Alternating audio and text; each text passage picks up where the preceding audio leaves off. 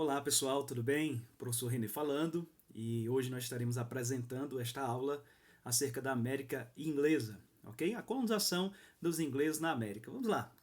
Primeiro ponto importante é perceber justamente por que os ingleses se atrasaram na expansão marítima. E aí nós temos pelo menos um fator principal, que seria a demora na consolidação do absolutismo. Nesse caso, a demora da consolidação do absolutismo na Inglaterra se deveu a essas duas guerras que vocês podem observar aí. A Guerra dos 100 Anos, que foi a guerra entre ingleses e franceses, e a Guerra das Duas Rosas, que foi uma guerra de sucessão pelo trono, certo? Da família Lancaster e a família York. Assim, somente no século XVI foi que as primeiras tentativas durante a dinastia Tudor foi que eles vieram à América, certo? Eles vieram à América do Norte, teve uma tentativa frustrada, né, de John e Sebastian Cabot, que fizeram uma expedição na Baía de Hudson, e só que essa expedição ela não deu tão certo, eles foram logo expulsos e consequentemente aí não conseguiram a princípio êxito, ok?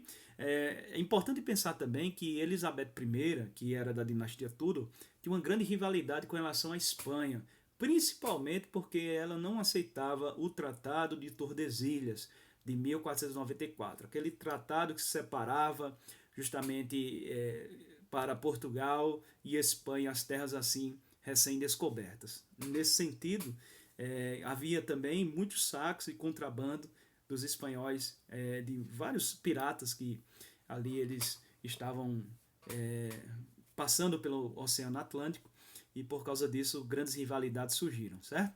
Mas durante a dinastia Tudor, já no final do século XVI, aí em 1585, foi fundado a Virgínia, certo? A colônia da Virgínia. O que é importante é que a Virgínia tem esse nome por causa, em homenagem justamente a Elizabeth I. Elizabeth I era conhecida como a Rainha Virgem, não deixou nenhum sucessor ao trono, certo? E, portanto, esse nome Virgínia vem justamente dela, em sua homenagem. Mas foi na dinastia Stuart, a partir do século XVII, que houve a criação das companhias de comércio e assim houve a monopolização deste comércio. Nesse caso, é a efetivação da colonização propriamente dita, essa ocupação do norte dos Estados Unidos, que ficou conhecido como Nova Inglaterra. Quem foram essas pessoas que vieram para o norte dos Estados Unidos? Foram puritanos, certo? Eles estavam fugindo da perseguição política e religiosa que existia na Inglaterra.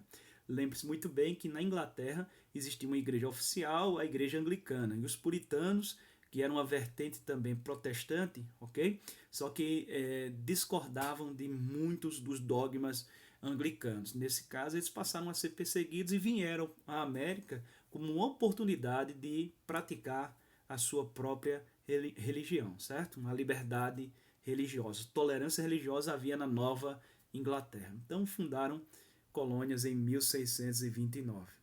Algo importante perceber também é os tipos de colônias. Nós temos dois tipos de colônias importantes aí. Observe primeiro aqui esse mapa, tá certo? Aí você pode ver essa parte vermelha que eram as 13 colônias, dividido em três partes. Dividido nessa parte verde norte, a parte amarela seria o centro e a parte laranja aí, alaranjada, seria o sul, certo? Das 13 colônias que foram fundadas pelos ingleses. Então os Estados Unidos era bem aquém, né, daquilo que nós conhecemos hoje. Contudo, voltando um pouquinho aqui, dois tipos de colônias. Colônias do norte e centro eram colônias de povoamento, que era um clima temperado, mais próximo do europeu. Era um minifúndio, ou seja, pequenas propriedades rurais. Nesse caso, eles praticavam a policultura, ou seja, diversas coisas eles plantavam, mas para a produção do mercado interno. E o trabalho era livre. Muitos desses trabalhadores vieram com a esperança de praticar, como eu falei anteriormente, a sua própria religião. Havia também, nesse caso, um sistema de servidão. Ou seja, que sistema seria esse? Seria um acordo feito entre bancários, né? E essas pessoas que vinham da Inglaterra, mas que não tinham condições de arcar com as despesas. Logo, o que é que eles faziam? Faziam esse acordo de trabalhar por 7 anos para não recebendo nada nesse sentido, certo? Depois de 7 anos eles estariam livres para praticar sua própria agricultura e ganhar o seu recurso. Por outro lado, você vai ter aí as colônias de exploração, que seriam as colônias do sul.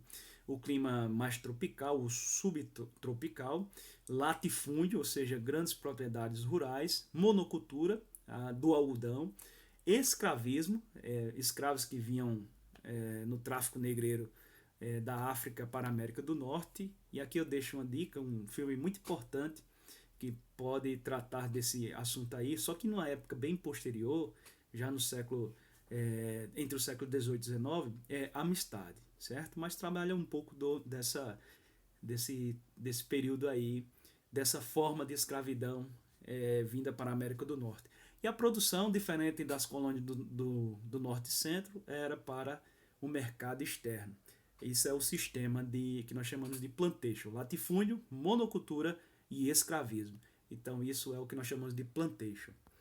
Novamente aí, as imagens. E o outro ponto importante é aí, o comércio triangular e a administração inglesa.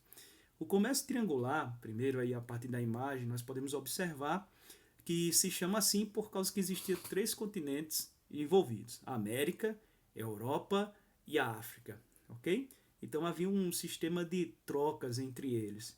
Só para vocês terem uma ideia, por exemplo, aqui das Ilhas Caribenhas, levava o melaço para a América do Norte, na América do Norte levava o rum para a África, lá na África trocavam esse rum por escravos que voltavam ali para as Ilhas Caribenhas e que iam também para as 13 colônias, só para você perceber esse comércio, né?